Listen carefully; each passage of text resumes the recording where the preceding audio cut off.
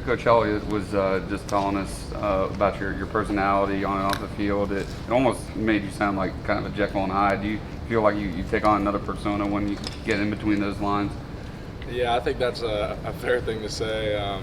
I always like to have fun. I like to laugh and smile and, try to be some comic relief at times. But, when you get on the field, put the pads on, it's a little different. I've always taken pride in how I play, and something that Coach Swinney has challenged us this year especially is, inspire people by the way you play. And I really take that to heart and really try to finish every play and give it all for my teammates. And so, once I step off the field, then I can go back and kind of being the laughter guy and the funny guy. But, on the field, it's go time. So.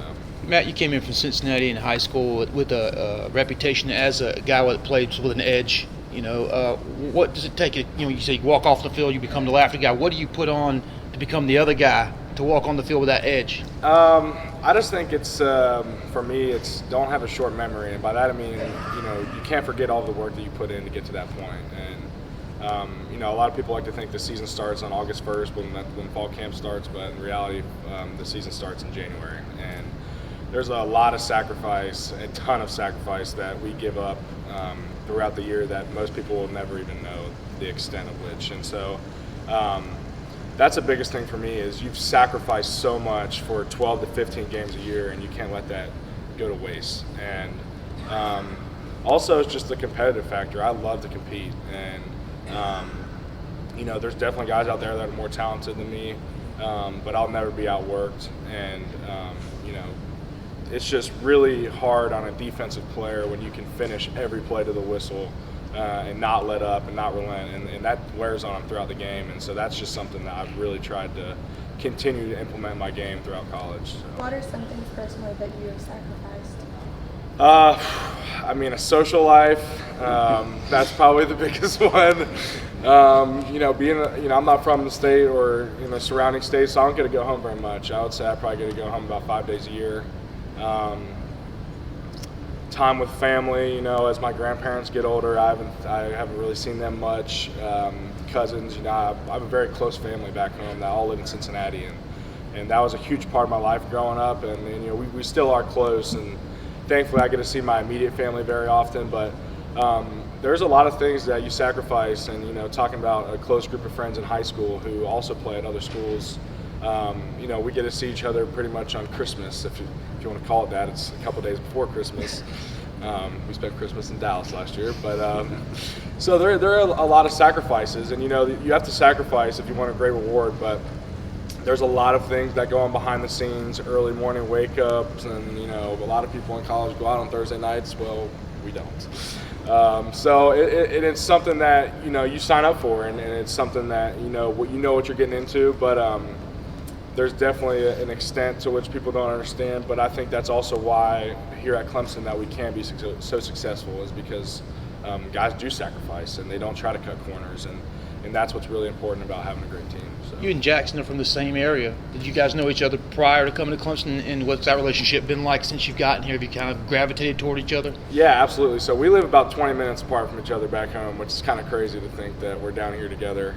We didn't know each other as well, but as we started to become more prominent recruits, obviously he was Mr. Big Time, but we kind of got connected, and then when he got down here, I kind of took ownership for him, and you know how that is. But no, Jackson is just his improvement since he's gotten here has been so awesome, and that's something I've been really proud of because you come in as a really highly touted guy, and everyone's got these great expectations, and it's another thing to go do it, and he's really worked hard and just matured, I think, is the biggest thing for him. And so having that friendship and getting the opportunity to play next to each other when I do go in the game on that side, that has been a little bit more special.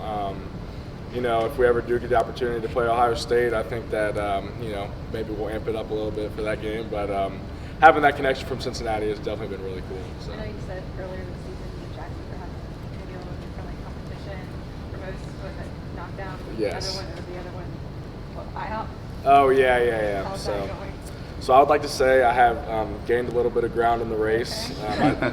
I took the crown this past weekend, no big deal. But Yeah, it's definitely it's a fun little competition, and the guys on the team have different things like that throughout the season. It just kind of just keeps a little competitive edge. But he's been playing really well. That's what's hard is he's been killing it, and I don't know. Snaps, right? Yeah, well, I like to think of my nasty edge that I can make up for that, but sometimes I'm a little bit in over my head. But yeah, I don't know exactly what the numbers are to this point, but I've definitely gained some ground. So I know you Cincinnati guys love your Skyline chili. You and Jackson have that stuff shipped into you. How do you get your fix? Well, I don't even know if I'm allowed to say this, but last game against Louisville, we had ourselves a little Skyline treat, which it's one of those things like you got to get your fix. It's like you got to get your fix. So other than that, yes, I'll have my parents bring me down some. Like I said, I don't really get to go home much, so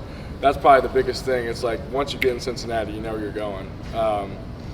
And I try to explain to people down here. It's just impossible to explain, and everyone makes fun of us for it. But the Cincinnati guys know. Isaiah Simmons knows. He has some family in Cincinnati, so yeah, we do what we can. That's for sure. Are you a hot dog or a corn dog guy? Hot dog for sure. Is a hot dog a sandwich? That would be an age-old question, and I would say no. I do not believe so.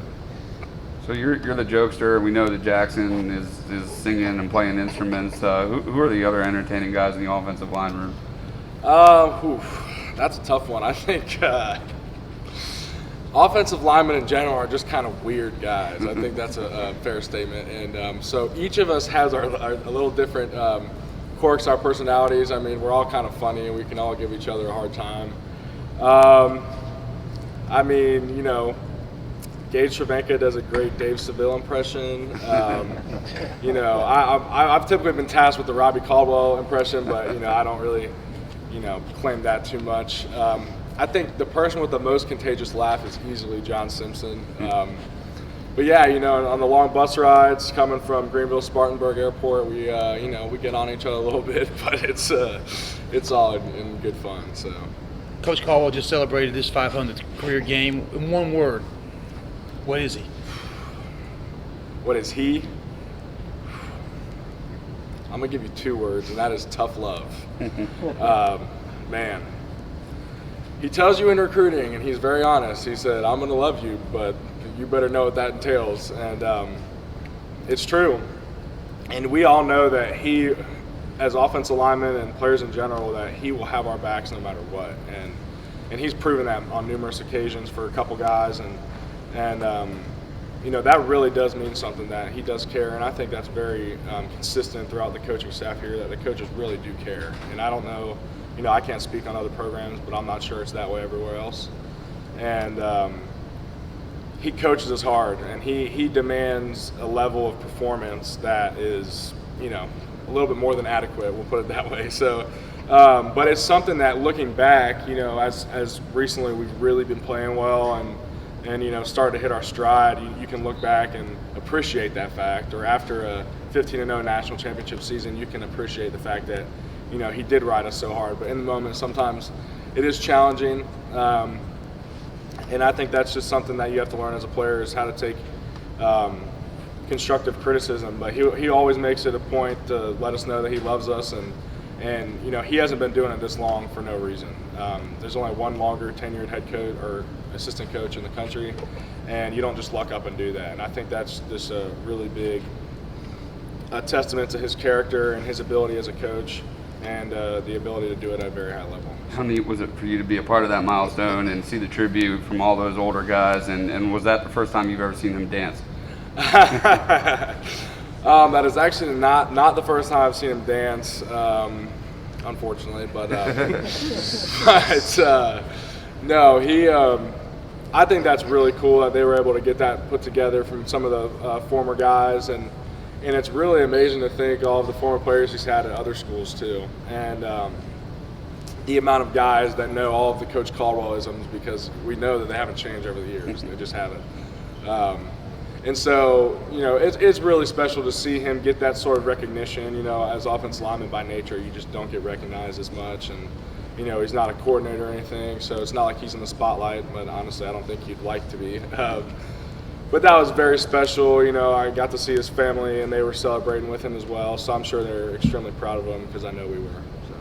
You said you do a little Robbie Caldwell. You care to break any of that out for a few minutes? Oh no, we gotta keep that one under wraps. You know, I don't know if I'm at liberty to do that. Not Jake Guillermo level yet. Not quite. You know, those are some big shoes to fill. I'll tell you what, he was he was the funny guy when he was here, but you know, because I do the little mic on the bus going to the movie theater, and it's a tough crowd now. They're gonna if they don't think you're funny, they will let you know. So you know, it's best is the standard. So does the offensive line have a talent show planned for the future? Well, we once talked about doing a swimsuit calendar. I don't know about a talent show. I mean, I don't know if I'm particularly talented in any other areas. But that is something to consider. I think that could be maybe a fundraiser thing for the ladies' clinic. You know, I mean, everyone loves the fat guys, right? So, that, you know, I'll definitely put that into consideration. Thank you, Matt.